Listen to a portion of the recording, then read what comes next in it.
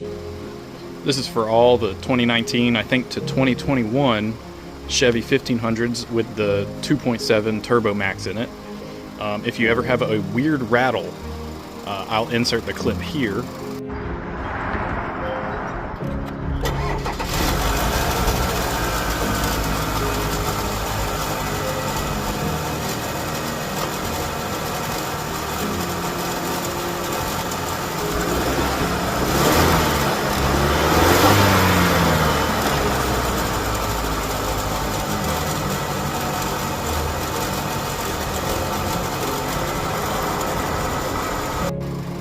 It sounds crazy, but it's actually not too bad. I mean, it's more or less just ride it and save up for a new turbo.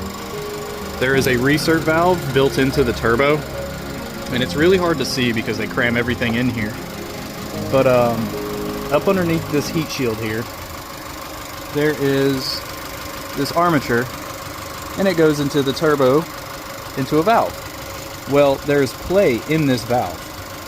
If I tap it with a wrench or anything, it makes the same exact rattle, just not as consistent. But it's just the valve built into the turbo. There is no way to replace it. There is no band-aiding it. It's just going to be there, and it's going to be annoying until you can replace the turbo. It doesn't throw any codes. It doesn't do anything. I've done a lot of research, and I couldn't find much on this weird noise. So if you have this noise like in the clip that I just put in, it's simple. It's the armature, but it will need the turbo replaced to get rid of that noise. Thanks, guys.